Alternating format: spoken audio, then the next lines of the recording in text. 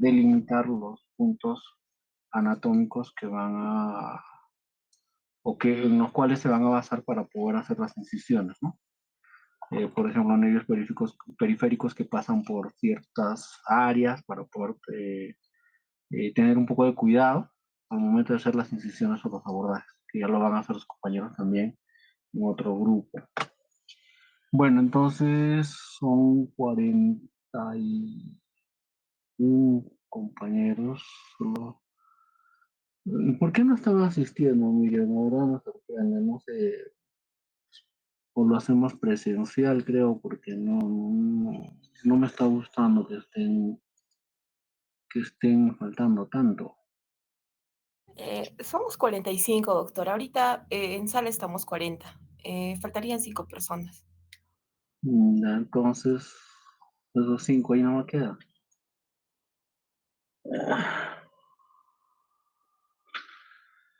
Ya, a ver, un ratito voy a grabar, aunque esto no tiene para grabar, pero tengo software para grabar. Alfaro Estofanero, Presente, doctor. Buenas noches. dime tu cámara, por favor. Eh, Ya. Olimar Papá Salarico. Doctor, buenas noches. Presente.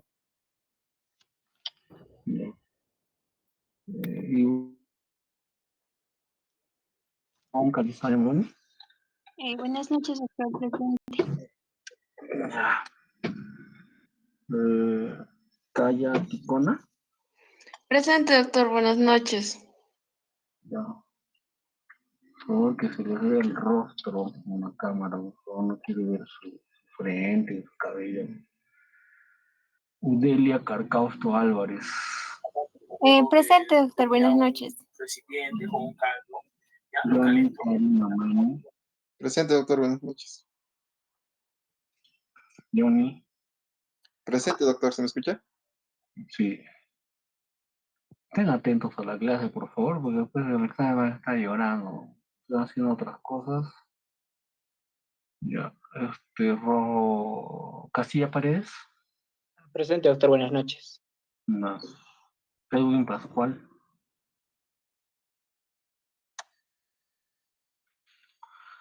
Edwin Pascual Carita Kea.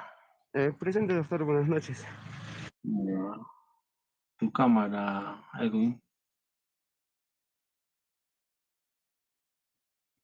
Un momentito, doctor. Ya. Estás en la calle.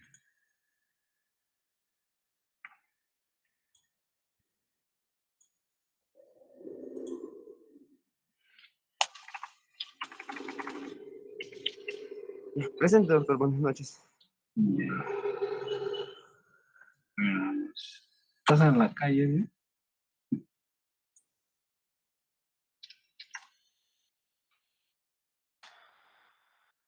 Porque la anatomía del cuello es única. En ninguna parte del organismo existen tantas estructuras vitales reunidas ni tantos sistemas interrelacionados. Un momento, doctor, creo que no se ve la pantalla.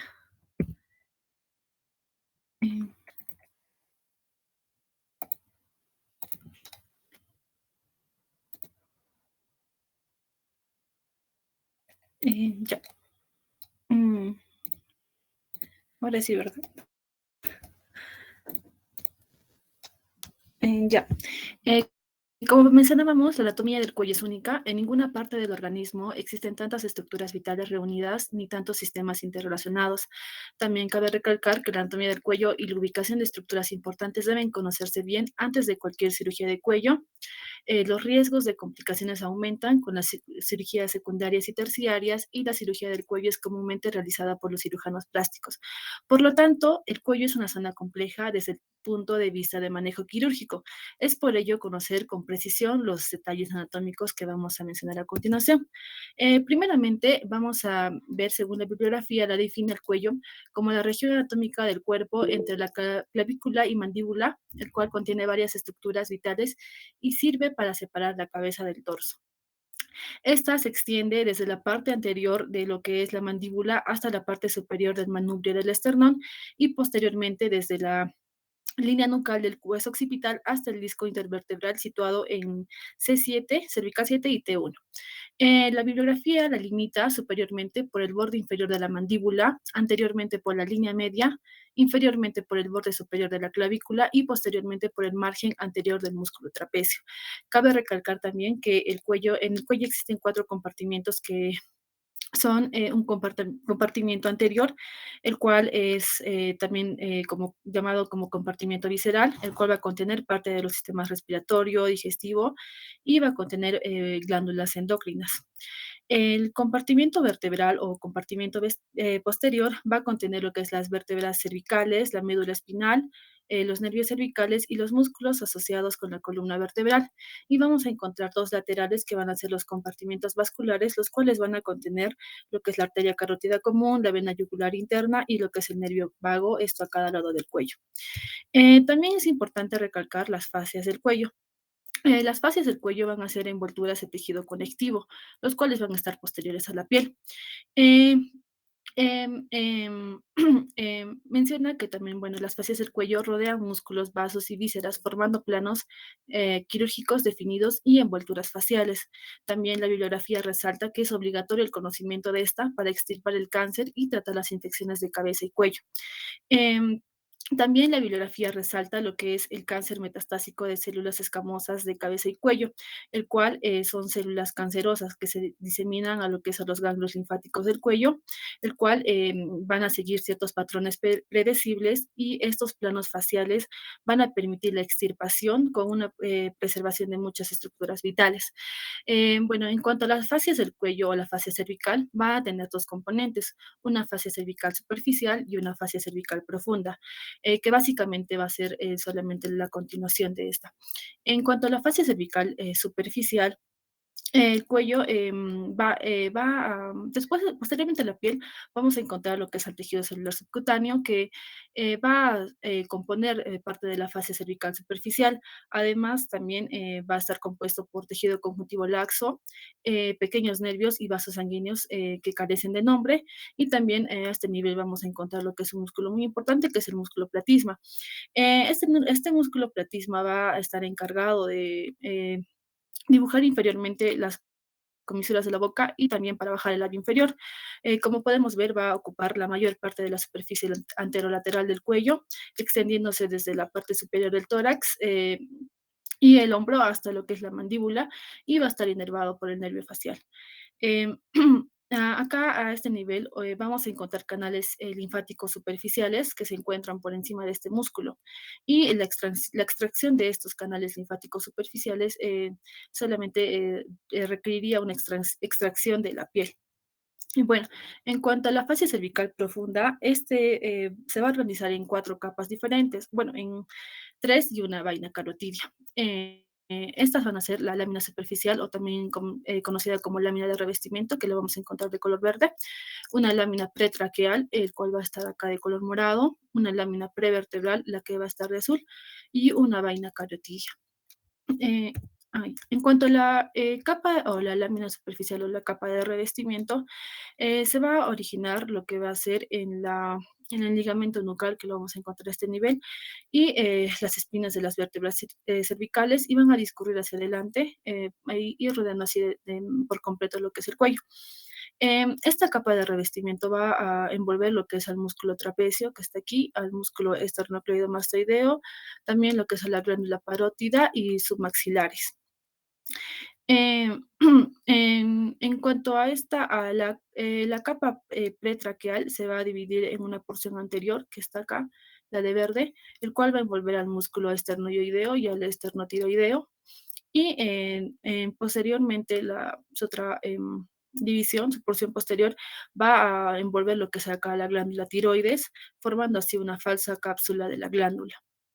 En cuanto a lo que es a la capa prevertebral que está aquí de rosado, esta va a rodear a los músculos unidos a la columna vertebral, en este caso son el músculo elevador de la escápula, aquí a los músculos, a la musculatura de la espalda, a los músculos escalenos anterior, medio y posterior, y el músculo largo del cuello.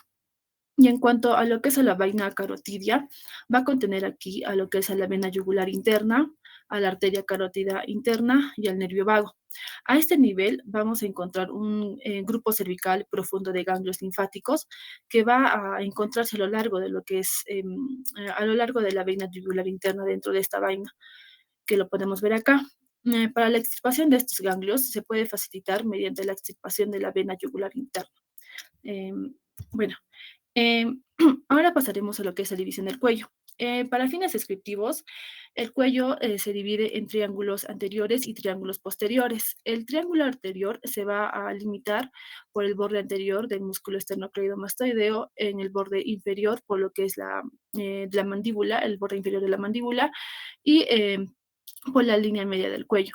Y el triángulo posterior se va a dividir con el borde posterior del músculo esternocleidomastoideo, con el borde anterior del músculo trapecio y el tercio medio de la clavícula. Estos triángulos anteriores y posteriores van a tener subdivisiones que se van a dividir en triángulos más pequeños. El triángulo anterior se va a dividir en 3 triángulos pares y uno impar, y el triángulo posterior en 2 triángulos. Y a la vez, uno de estos es el submandibular o digástrico, el cual se va a subdividir en triángulos más pequeños, que son el de Lesser, el de Pirogov y el de Beckler. También vamos a tener acá el triángulo carotidio, que está aquí, el triángulo muscular, que lo podemos encontrar aquí, y el triángulo impar, que es el submentoniano, que está a este nivel, y el triángulo, en los triángulos posteriores, el occipital, que lo encontramos aquí, y el triángulo supraclavicular, para lo cual vamos a empezar a desarrollar a cada uno de estos triángulos a continuación.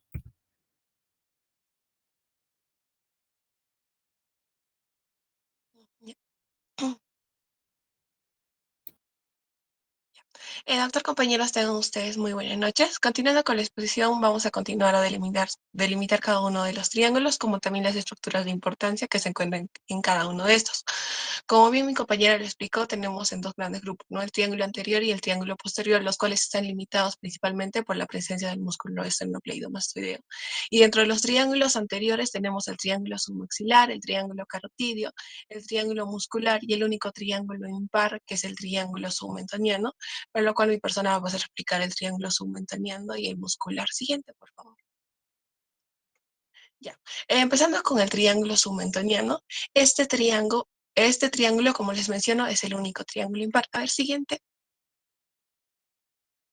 Ya. Siguiente, uno más. Ya. Ahora, este triángulo va a estar limitado, va a tener como límite inferior a lo que va a ser el hueso ioides, y va a tener como límite lateral al vientre anterior del músculo digástrico, tanto derecho e izquierdo. Recordando un poco que que el músculo digástrico tiene 2 vientres, ¿no? Un vientre anterior y un vientre posterior. El vientre anterior va a venir de lo que es la fosa digástrica de la mandíbula, y el vientre posterior va a llegar a lo que es la incisura mastoidea del hueso temporal. Y ambos se van a insertar por una... ¿Te puedes ayudar con sí, ¿me puedes ayudar con el cursor? Porque la verdad necesito que me expliques. Solamente tengo que estar leyendo y leyendo. ¿Así lo veo? Ya, No, sí. ya. Los cuales ambos se van a insertar en lo que es el cuerno mayor del hueso ioides. Entonces, este triángulo, como todos los triángulos que vamos a describir, no son triángulos planos, sino que son triángulos tridimensionales, por lo cual van a tener también un techo y un piso. El techo va a estar constituido primero por la piel, luego por la fascia superficial con el platisma y luego por la fascia cervical profunda. Y como piso van a tener a este músculo plano, que va a ser el músculo miloioideo, que prácticamente va a formar lo que es el piso de la boca, y este se va a originar en la línea miloioidea en la cara interna de la mandíbula y se va a insertar en lo que es el rafen miloioideo, como también en el parte del cuerpo del hueso ioides. Ustedes pueden ver este triángulo tanto en una vista anterior como en una vista lateral. Siguiente, por favor. Ya, ahora, sobre las estructuras de importancia que vamos a encontrar en este triángulo, vamos a tener 2, que van a ser la presencia o el nacimiento de la vena yugular anterior en esta zona por la anastomosis de pequeñas vendas que vamos a encontrar en esta zona, que podemos observar en la imagen derecha, como también la presencia de nódulos linfáticos submentonianos que están de color verdecito en lo que es en la imagen derecha. Ahora, los nódulos linfáticos submentonianos que vamos a encontrar en esta zona van a drenar tanto de lo que va a ser toda la región del mentón, la región mentoniana, del vértice de la lengua, del labio inferior, como también de los dientes incisivos. De aquí la importancia quirúrgica de esta zona. Siguiente, por favor. Ya, entonces, como les mencionaba, en algunos casos hay infecciones odontogénicas que suelen estar en los incisivos centrales y laterales inferiores y que estos pueden llegar a progresar a la cara labial de los procesos alveolares de la mandíbula, atravesando el hueso por debajo de la unión del músculo mentoniano. Entonces, cuando sucede esto, suele formarse un absceso o fístula en la piel del área de este mentón, a lo cual va a estar denominado como lo que es un absceso submental. Ahora, en ocasiones va a ser necesaria una incisión quirúrgica en esta zona, pero como les mencionaba, las únicas dos estructuras de importancia que vamos a tener en esta zona van a ser lo que es la presencia o el nacimiento de las dos yugulares anteriores, tanto de derecha e izquierda, como también la presencia de los nódulos linfáticos. Por lo cual, el riesgo de incisión en esta zona, va a ser muy bajo porque no va a haber la presencia de una arteria de importancia. Siguiente, por favor. Ahora, pasando a lo que es el triángulo muscular, siguiente. Ya. Este triángulo muscular no va a ser un triángulo muscular impar, sino va a ser un triángulo par. O sea que vamos a tener tanto un triángulo muscular derecho como un triángulo muscular izquierdo.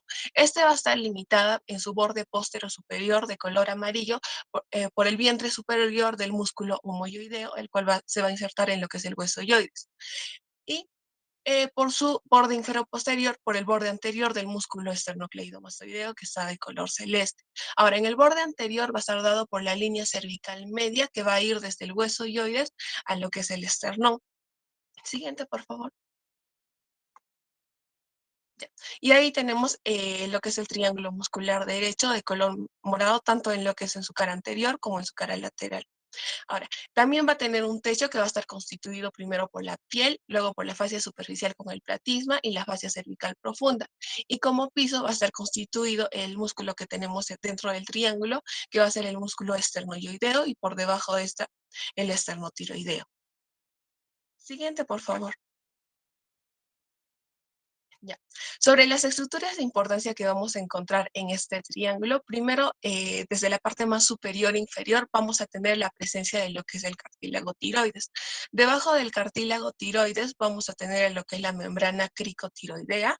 Debajo de esto tenemos el cartílago cricoides, como también vamos a tener a lo que es la glándula tiroides, y dentro de estas las glándulas paratiroides, la laringe, la tráquea, que está por detrás de esta, y por detrás de esta, en una parte más posterior, lo que va a ser el esófago. Ahora, en los músculos que vamos a tener en esta zona van a ser primero el homoyoideo, que constituía parte de lo que es el borde postero superior de este triángulo. Luego, en una parte más medial tenemos lo que es el esternoyoideo. Y si levantamos nosotros al esternoyoideo, que podemos ver en la parte derecha, vamos a tener primero al esternotiroideo y luego al músculo tiroidoideo. El siguiente, por favor. Ya, como ustedes pueden ver aquí, una de las venas que vamos a encontrar el recorrido en esta zona van a ser las dos venas yugulares anteriores, ya tanto la derecha y la izquierda. Tenemos que recordar que estas venas yugulares van a estar pasando o van a tener un recorrido por encima de lo que es el músculo esternoyoideo y por debajo del músculo platisma. Estas van a ser muy asimétricas y van a tener un trazado muy dispar y van a drenar en lo que es en la vena yugular externa o en la vena subclavia. ¿Cuál es la importancia? Es que esta vena yugular anterior va a tener ciertos nexos venosos tanto entre ambas venas yugulares anteriores como también con la vena yugular interna. Y es por eso que cuando se produce una lesión o un corte en esta vena puede ocasionar un sangrado abundante. Y cuando se entra quirúrgicamente por esta zona se tiene que tener mucho cuidado, respetarlas o de no ser posible, tienen que ser ligadas. Ahora, la otra arteria que podemos encontrar en esta zona, a ver, siguiente, van a ser la arteria tiroidea inferior, como también la arteria tiroidea superior, que va a ser rama de la carótida externa. ¿Ya? Y algunos nervios como el asa cervical. Ahora, Ganglios de importancia vamos a tener a los ganglios linfáticos cervicales anteriores, los infrayoideos, los prelaringios, los tiroideos, los pretraquiales y los paratraquiales, que prácticamente van a derivar a todos los órganos que llevan por nombre. Y estas van a terminar drenando en la cadena de los ganglios de la yugular interna. Ahora, la relevancia quirúrgica de Ya, esta en esa zona zona que estás hablando, ¿por qué es importante el asa cervical?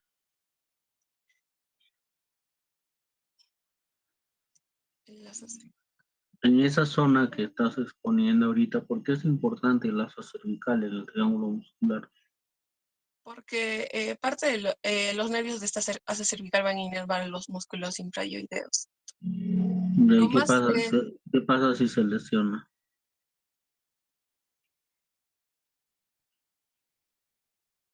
entonces no se va a poder producir lo que es o deprimir lo que es o el movimiento del hueso ioides y va a perder lo que es la dilución. Pues,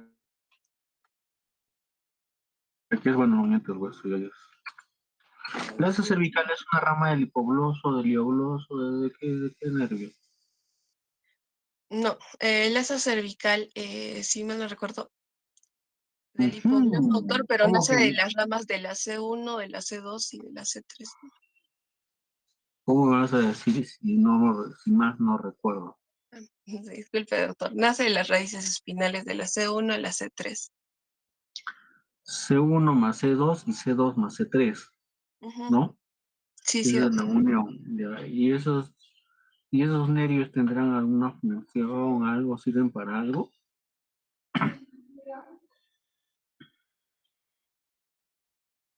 Las asas cervicales sí van a inervar diversos músculos, doctor, pero a lo que estaba leyendo más el asa cervical se encontraba tanto en lo que es este triángulo, pero más se le encontraba en lo que es el triángulo carotido del Ya, pero ahora. generalmente, miren, allí hay algo que se va a relacionar y que les va a servir mucho en la práctica clínica. Yo tengo muchos pacientes que expresan dolor en la región nucal. Tienen dolor en la nuca, tienen dolor en la parte posterior de la región. Básicamente la región occipital, la unión cráneo-cervical. Esos pacientes solo tienen, lo único positivo que he encontrado durante la anamnesis es que han tenido traumas cervicales, tanto de latigazo, ahorcamiento, o algún trauma directo o indirecto por agresión física, ¿no? El detalle es que estos pacientes expresan dolor en la región cervical, cráneo cervical, en la región posterior. Tienen tomografía negativo, tienen resonancia negativo, tienen unas radiografías funcionales negativas. Lo que tú estás explicando podría dar razón a que a un ahorcamiento, alguna lesión tipo compresiva a ese nivel, en ese triángulo muscular, o alguna lesión que pudiera ocurrir ahí, puede reflejarse como un dolor cervical en la región posterior. Por eso son las raíces C2, C3, C1, C2. Es por eso que algunas veces simplemente el hecho de poder conocer un poco de anatomía nos va a dar un poquito más de criterio al momento de establecer un diagnóstico. Eso nos va a permitir explicar mejor a los pacientes para que puedan tener cuidado en los movimientos del cuello, ¿no? Y por qué también es importante que los que utilizan automóviles, que manejan automóviles, que viajan, siempre tengan un respaldo posterior, ¿no? Para evitar eso. Y también la mala costumbre de dormir con el cuello doblado, flexionado, no sé, la palabra rotado, digamos, cuando viajan, ¿no? Cuando duermen en una silla, ¿no se han dado cuenta?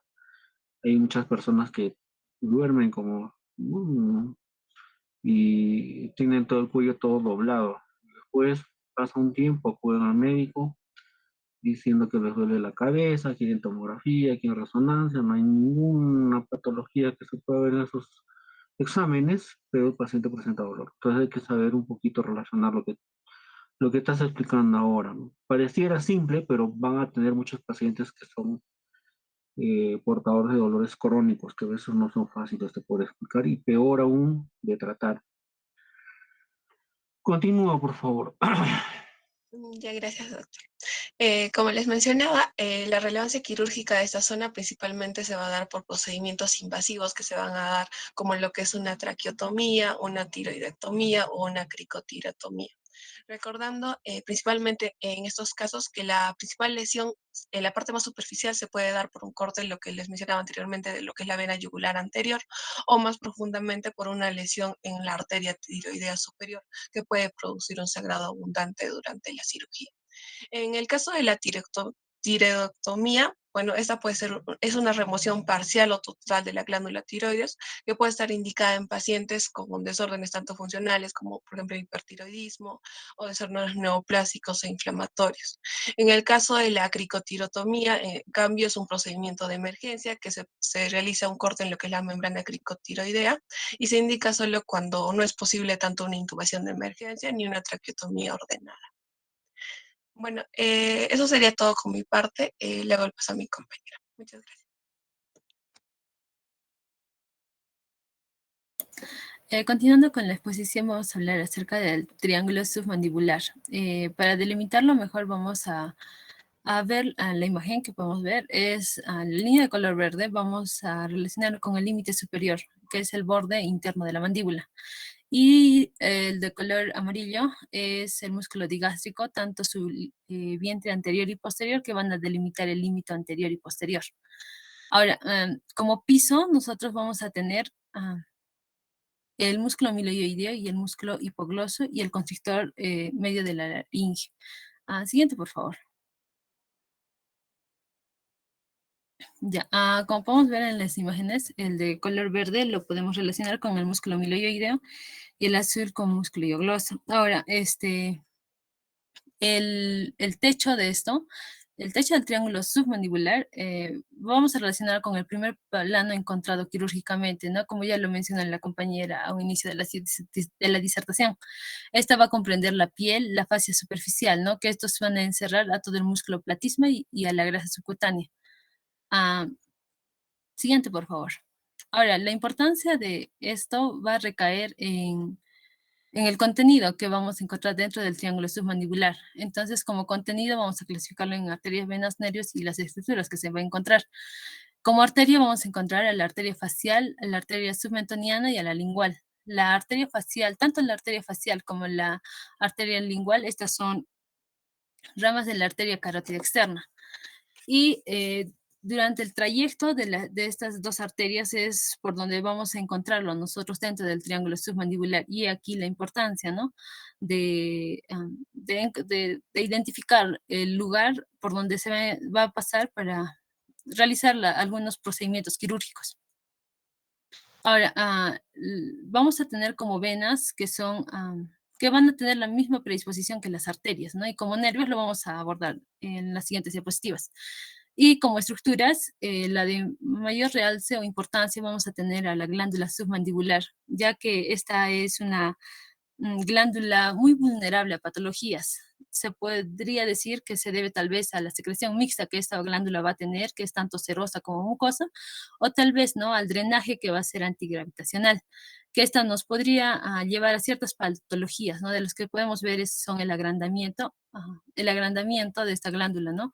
Que puede deberse por la obstrucción del flujo salivar, por una infección o por un trastorno inmune. Ahora, se da casos de procedimientos quirúrgicos si se da la sospecha de una causa neoplásica, ¿no? Y es aquí donde se hace una aspiración con aguja fina, ¿para qué? Para hacer la toma de muestra y ver el contenido ganglionar, ahí para poder descartar si el agrandamiento se debe a una causa neoplásica. Ahora, como otro punto, vamos a tener a los nódulos linfáticos. Siguiente, por favor. Como podemos ver, ¿no? En la imagen se da la clasificación de los ganglios por niveles basados en la imagen, y para el triángulo submandibular es la región exactamente de la clasificación de los ganglios. Vamos a tener a la clasificación 1B, ¿no? Que es donde se ubican a los ganglios, ¿no? Y aquí también la importancia de esto, ¿no? Por los drenajes y por algunas patologías que podemos encontrar Ahora, y también vamos a tener, ¿no?, a la porción inferior de la glándula parótida, que también está relacionada con el triángulo submandibular. Siguiente, por favor. Dentro del triángulo submandibular vamos a encontrar otros triángulos, como es el triángulo de Lesser, que podemos ver en la imagen. Como límites, vamos a encontrar que como límite superior vamos a encontrar al nervio nervio hipogloso, y como límites vamos anterior y posterior a los vientres anterior y posterior del músculo digástrico. Ahora, la importancia de esta es el contenido que vamos a encontrar en la arteria lingual. Y es exactamente acá donde vamos a ubicar para poder acceder, ¿no?, a la arteria lingual. Y también se han encontrado casos en estudios de estructuras anatómicas que se dicen en cadáveres, que hay la ausencia de ese triángulo, y esto se debe a la disposición del nervio hipogloso, ya que este tiende a pasar por debajo del músculo digástrico, ¿no?, teniendo como resultado la ausencia de este triángulo de Lesser. Siguiente, por favor. Tenemos el triángulo de Pirogov, que es uno de los triángulos que está dentro del triángulo de Lesser. Como límites, para definirlo, vamos a tener como límite superior al nervio hipogloso, como límite inferior al tendón intermedio del digástrico, y como límite anterior al borde posterior del músculo milioideo. Y como techo, que es, bueno, una de las estructuras, ¿no?, más importantes, a la glándula submandibular. Y es aquí donde vamos a encontrar a la arteria lingual y también al nervio lingual, que vamos a hacerlo un realce en las últimas diapositivas, ¿no? Siguiente, por favor. Tenemos al triángulo de Beckler, el cual vamos a encontrar como contenido en la arteria lingual, a las venas linguales superficiales y al nervio hipogloso. Ahora, los límites de acá vamos a tener que como límite superior vamos a encontrar al vientre posterior del músculo digástrico, como límite posterior al borde posterior del músculo hiogloso, y como límite inferior al borde superior del hueso hioides. Siguiente, por favor. Bien, creo que, bueno, no, como nuestro pase durante la cátedra de anatomía, nosotros hemos visto o hemos realizado las prácticas, ¿no? Y hemos visto que no es tanto la presencia que podemos ver en los libros, tal cual lo vemos en las estructuras anatómicas que hemos podido nosotros, tal vez en algún momento, ¿no?, diseccionar. Y es aquí donde entra este artículo, donde se ve la implicancia clínica de las estructuras neurovasculares aberrantes que atraviesan a la glándula submandibular. En este artículo o en este estudio se hace una evaluación, ¿no?, de cuánto es la variación o de la frecuencia de las estructuras neurovasculares que van a envolver o van a perforar a la glándula submandibular, ¿no? Es un estudio de 70, se hizo un estudio en 70 cadáveres, los cuales se vio la disposición del paquete vasculonervioso que va a estar relacionado con la glándula submandibular, ¿no? Y aquí la importancia.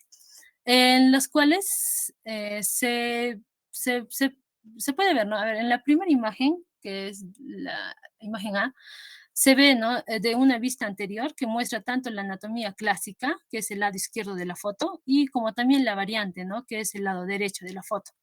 Ahora, en la imagen del medio, la imagen B, podemos ver, ¿no?, a la glándula submandibular derecha, que muestra, ¿no?, la condición anatómica clásica en la que ningún paquete neurovascular va a perforar a la glándula submandibular. Y en la imagen C, que es el extremo, podemos ver, ¿no?, que es la glándula submandibular izquierda, que va a mostrar una condición variante a la arteria facial, ¿no?, que va a discurrir a través o va a perforar la glándula submandibular.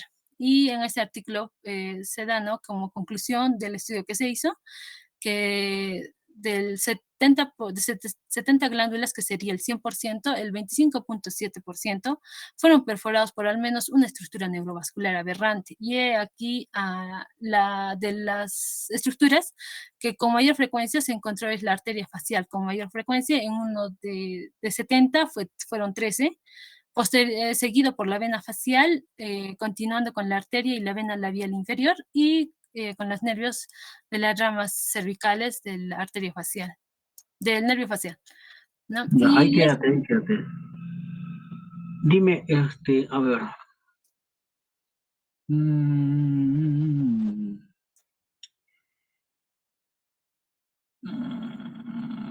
Milagros Parimarca, está ahí, ¿no?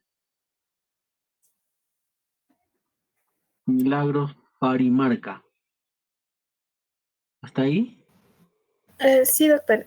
Ya, dime, en la imagen que tú ves, el esquema de la imagen del dibujo que tú ves, del dibujo, estoy hablando del dibujo que está poniendo ahorita tu compañero, no las fotografías, sino el dibujo, se establecen los límites precisos de esta zona en relación al ligaje. Y ahí su compañero habla de un componente vascular.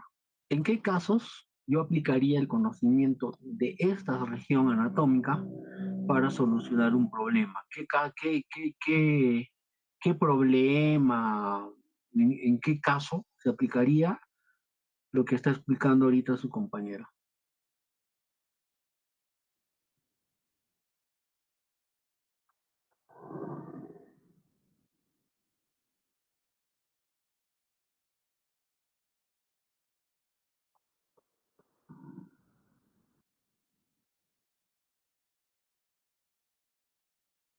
¿Está ahí? Mita Milagros, ¿está ahí? Hola, Sí, doctor. te escucho. ¿Qué diagnóstico tendría o qué patología puede ocurrir acá? De donde yo tengo que ver exactamente esto y yo puedo atenderlo en un servicio de emergencia. No necesariamente una cirugía, pero en un servicio de emergencia.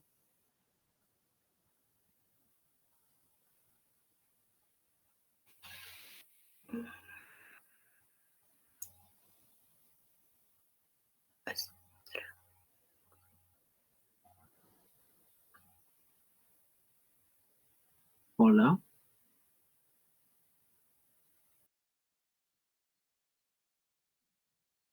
Hola. Ya.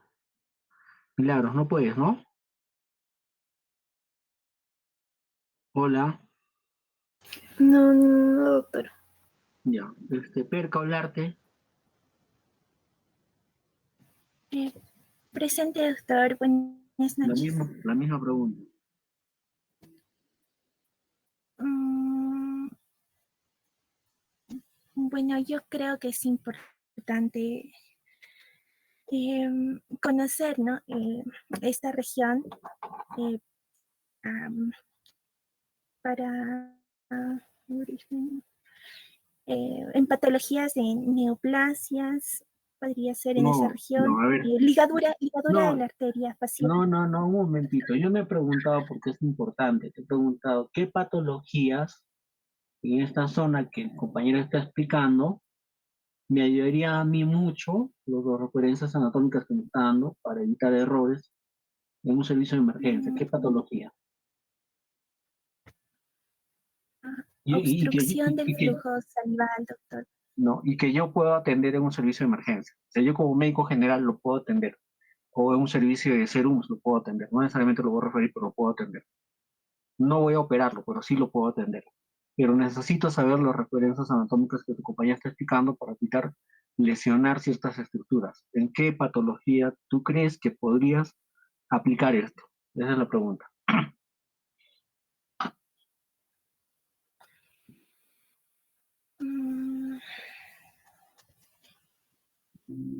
No sabría decirle, doctor. Ya.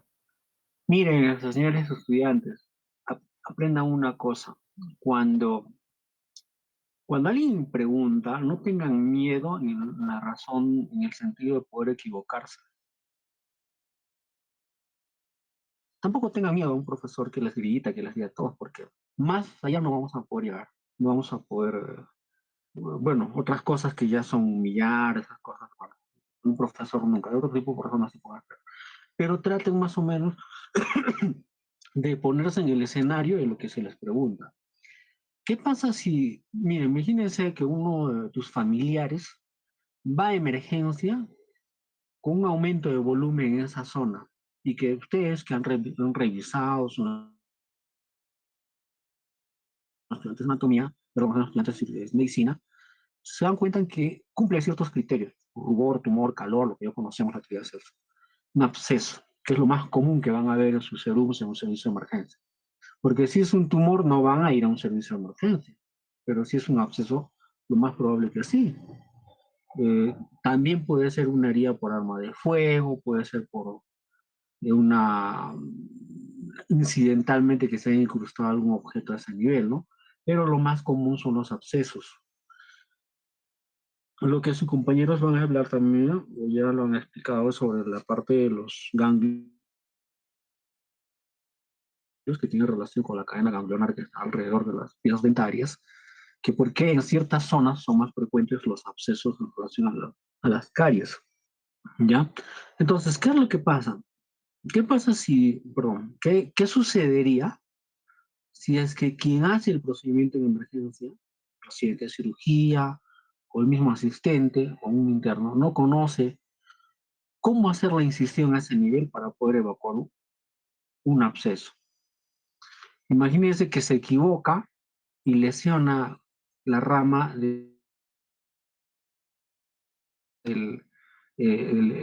la rama nerviosa que acá está expresando su compañero, puede provocar una lesión.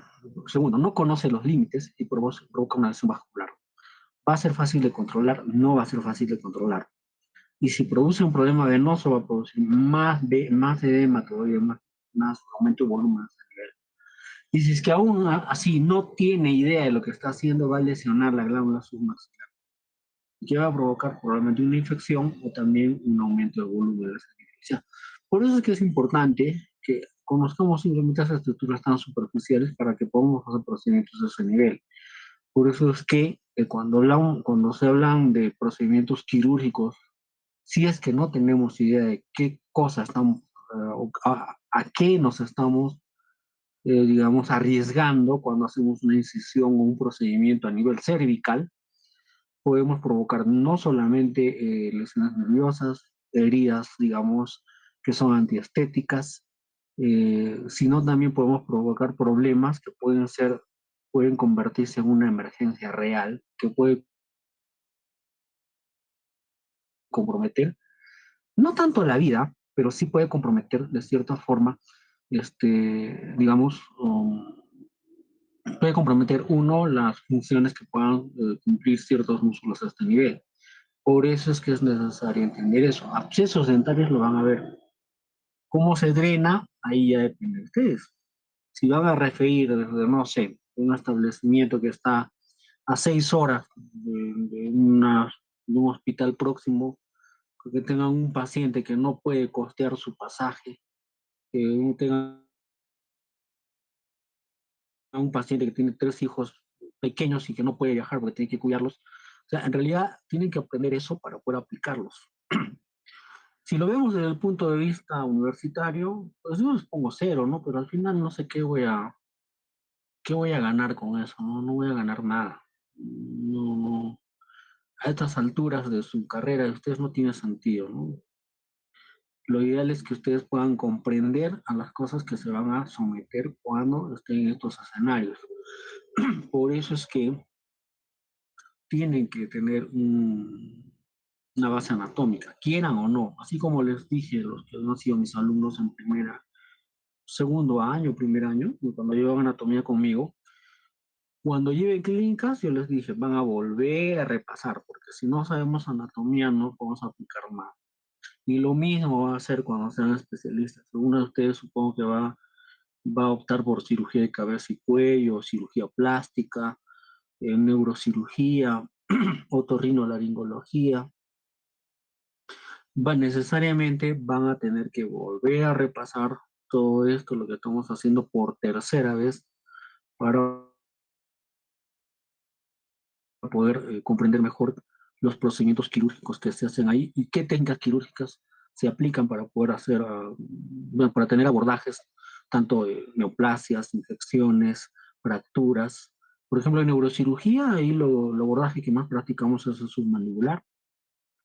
Y si yo no conociera esta zona, lo que voy a hacer es provocar una lesión nerviosa, una lesión vascular que probablemente me va a alargar el tiempo de cirugía porque va a ser difícil para mí hacer hemostasia, porque si lo he o he lesionado esa estructura vascular, lo más probable es que no sé dónde estoy y voy a tener que, pues, mm, hacer procedimientos que van a implicar mayor tiempo de cirugía, mayor riesgo de provocar lesiones de tejido y también, digamos, someter a un trauma, un insulso al paciente, ¿no? Por eso es que es necesario que conozcamos eso. Ahora, cuando vuelvan a preguntarse, imagínense, ¿qué haría yo? Ya soy médico, ¿y qué hago yo? ¿O de qué forma me va a servir lo que están hablando ahorita cuando yo esté frente a un paciente y no haya quien me ayude? Eso tienen que aprender. Acá no es aprender que dibujan el triángulo, toda la noche están ahí memorizándose, todo eso no va a servir. Porque cuando ustedes estén en una emergencia o tengan que hacer un procedimiento a ese nivel, les va a servir que puedan comprender muy bien qué es lo que estamos estudiando y para qué estamos estudiando. La memoria sirve, pero si no se aplica o no tienes razón para poder imaginarte el escenario en el cual te puedas encontrar donde vas a aplicar esto, no tiene sentido. Cualquiera puede leer este artículo, ¿no? Un personal técnico, personal que no realmente ni siquiera va a hacer cirugías, se puede memorizar esto. Pero no lo va a servir porque solo nosotros vamos a poder aplicarlo. Enfermería no lo va a hacer.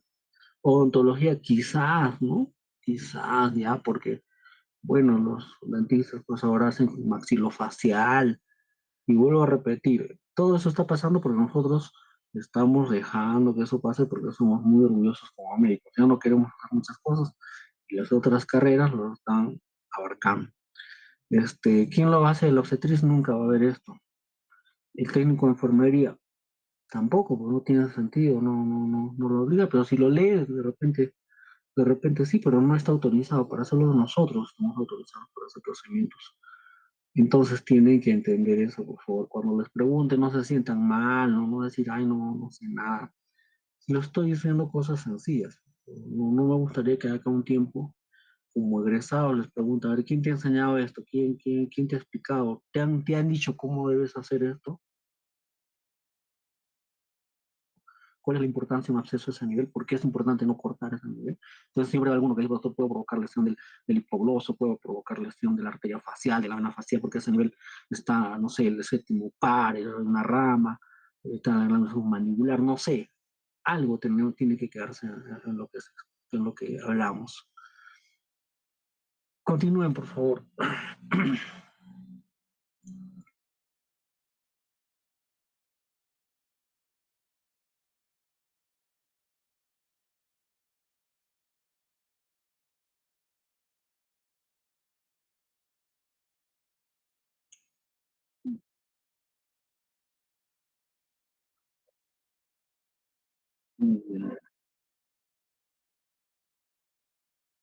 Ya, a ver, antes, ya,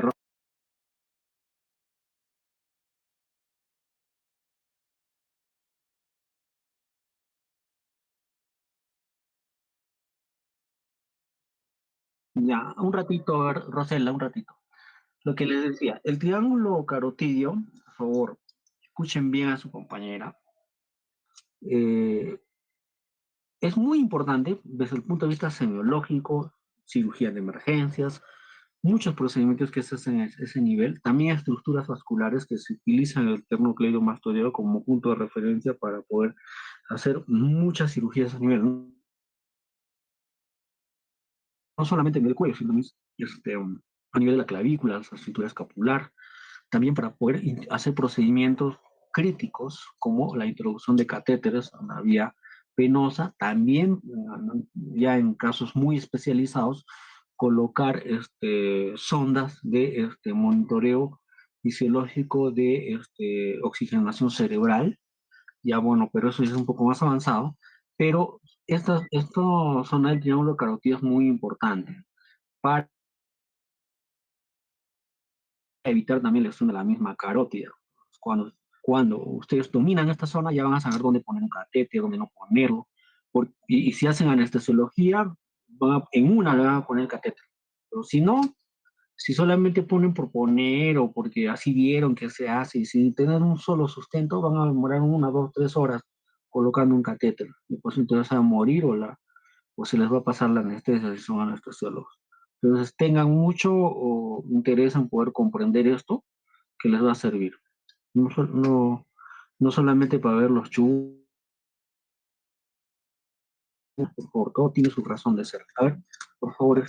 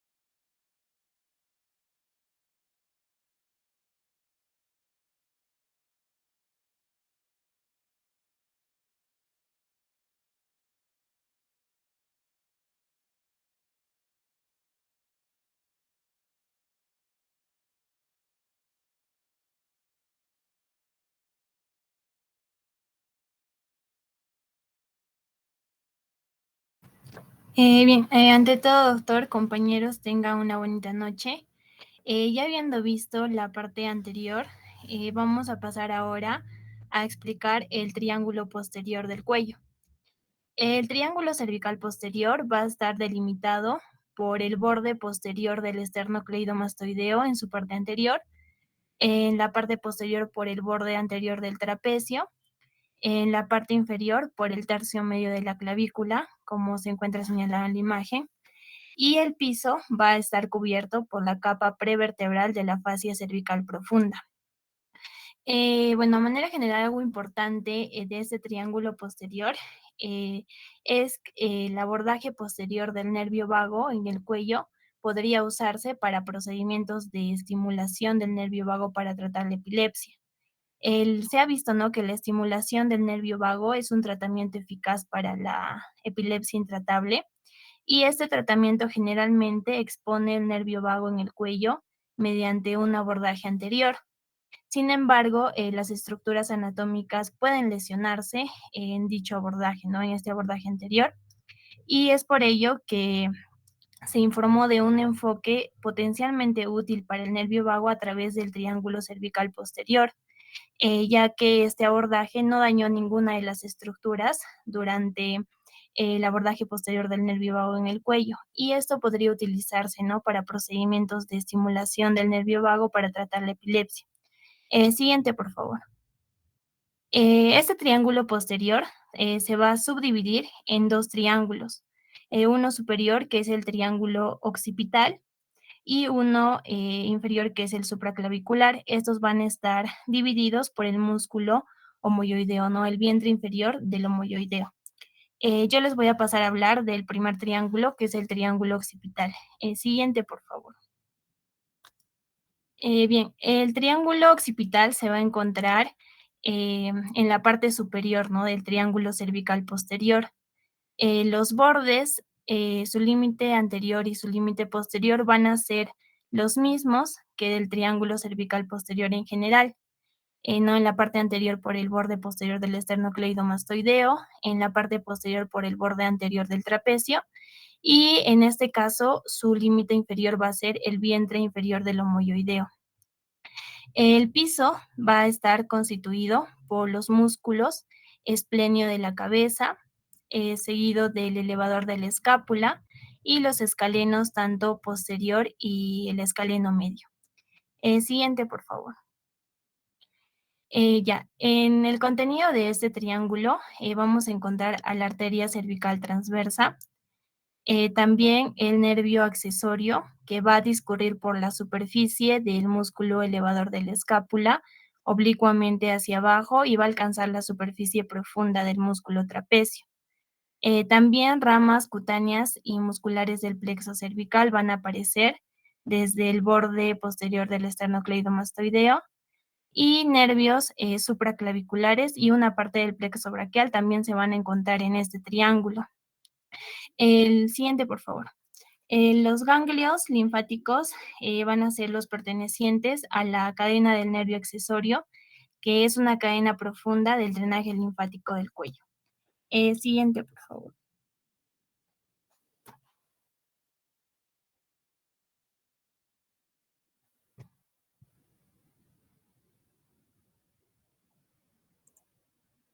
Buenas noches, doctor, compañeros. Ya para culminar la exposición, voy a exponerles sobre el triángulo supraclavicular y vertebral. Muy bien, con respecto al triángulo supraclavicular, vamos a hablar primeramente del continente, que va a ser la cara superior de la clavícula. Vamos a tener como el límite anterior, ¿no?, el borde posterior del esternocleidomastoideo, y su borde superior va a ser el borde inferior del vientre inferior del músculo homoyoideo, como vemos en la animación. Ahora, este triángulo va a ser muy variable, pero va a depender de la disposición del esternocleidomastoideo y el músculo trapecio, que podemos observar también ahí. Ahora, este triángulo está cubierto por la fascia cervical superficial, y sobre ella vamos a tener a la vena yugular externa, la cual va a perforar a la fascia, donde va a venir a drenar, ¿no? Su contenido en la vena subclavia. Ahora, también va a estar perforado por ramos superficiales del plexo cervical superficial, en este caso ramos supraclaviculares y supraesternales. Muy bien. Con respecto al contenido, vamos a tener en el contenido la arteria y venas subclavias, como podemos ver en profundidad, el plexo braquial, bueno, las raíces del plexo braquial. Vamos a tener también a los vasos supraescapulares, que sería este de aquí, ¿no? A la arteria escapular dorsal, que va a ser rama de esta arteria de aquí, que es la cervical transversa, al nervio frénico que está en la cara anterior del músculo escaleno anterior. También ¿no? Se menciona que si es que existe un nervio frénico accesorio que va a ser raíz de C5 y C6, también ¿no? Hay que tener consideración cuando vamos a por ejemplo, hacer una escalenoctomía, ¿no?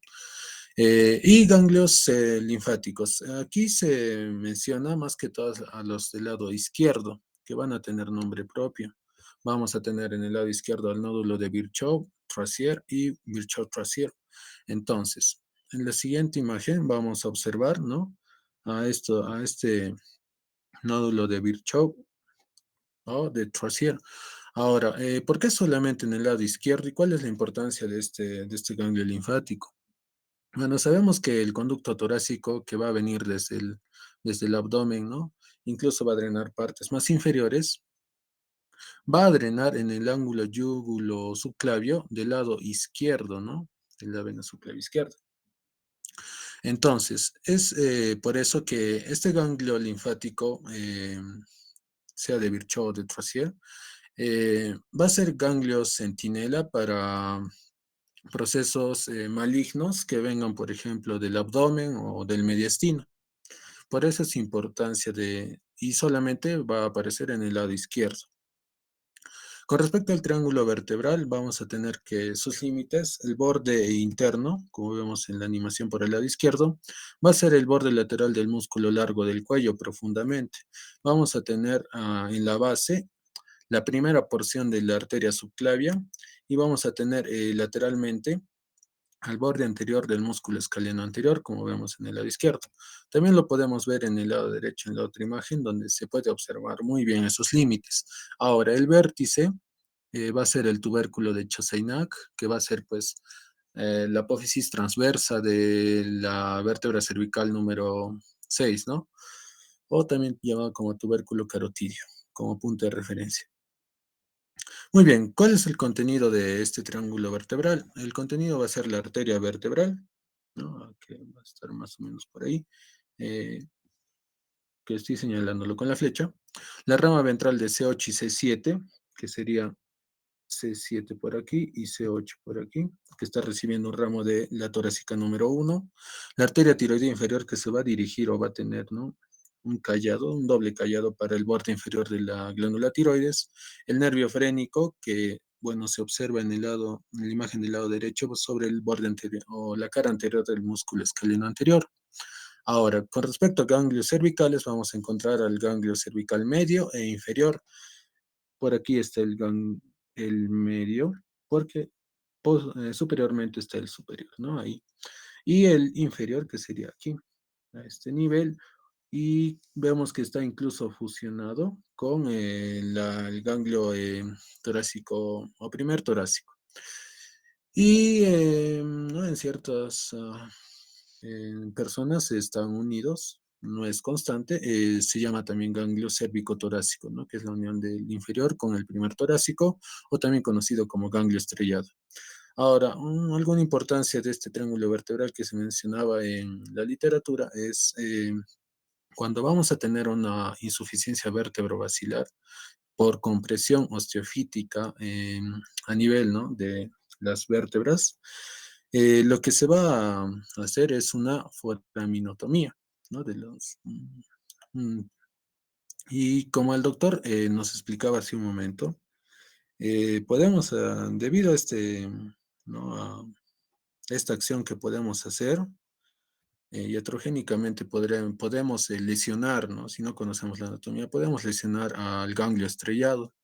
Y esto podría traernos como consecuencia el desarrollo del síndrome de Horner, que se va a caracterizar por miosis, ptosis palpebral o ptosis invertida, la nidrosis semifacial y enoftalmos.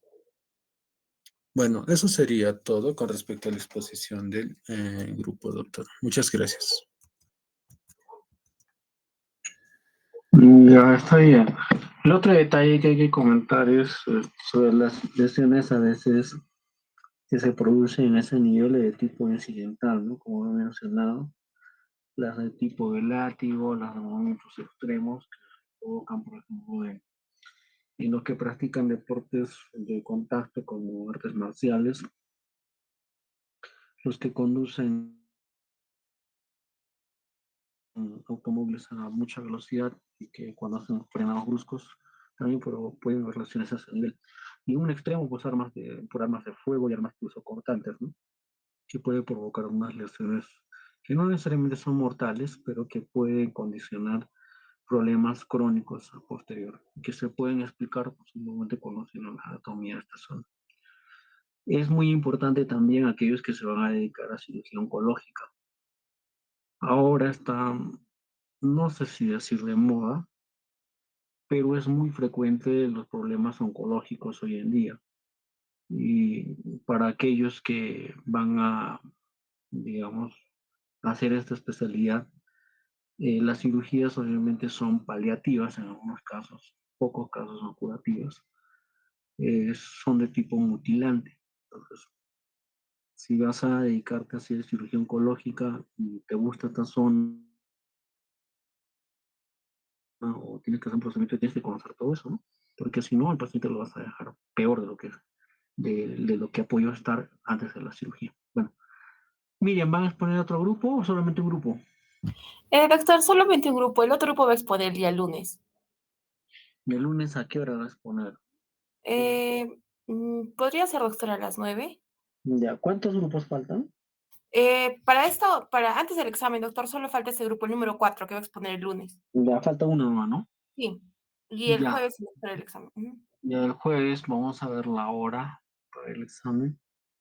De repente 8 de la mañana o en la tarde, ¿no? Vamos a En la ver, tarde, pero ya doctor. ve viendo, por favor, el salón para el examen. Ya, doctor. Doctor, otra pregunta. El examen va a ser junto con el examen del doctor Yakutipa, ¿no? Sí, Ya, doctor. ya, ok. Hasta buenas noches con todos. Doctor, Al- disculpe. Dígame, Mm, señorita. Doctor, disculpe, tuve un problema con la conexión Wi-Fi de mi casa. No sé, y no pude alcanzar al pase de lista que dio al inicio de la clase. ¿A qué hora te has conectado? ¿A qué hora se ha conectado? Doctor, cuando apenas pude conectarme, le escribí un mensaje en el chat del Meet. ¿Dónde está el chat? A las 7:30 te has conectado. Doctor, es que no Ya, tenía yo Wi-Fi en la casa y tuve que salir a recargarme megas. ya está bien. ¿Alguna pregunta más?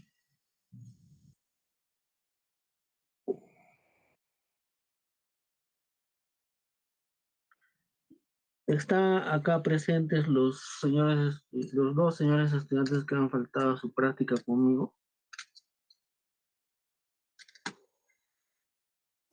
Sí, doctor. ¿Y cuál es tu nombre? Axel Vélez, doctor. ¿A qué se debe su falta, señor Axel? 2 días que no viene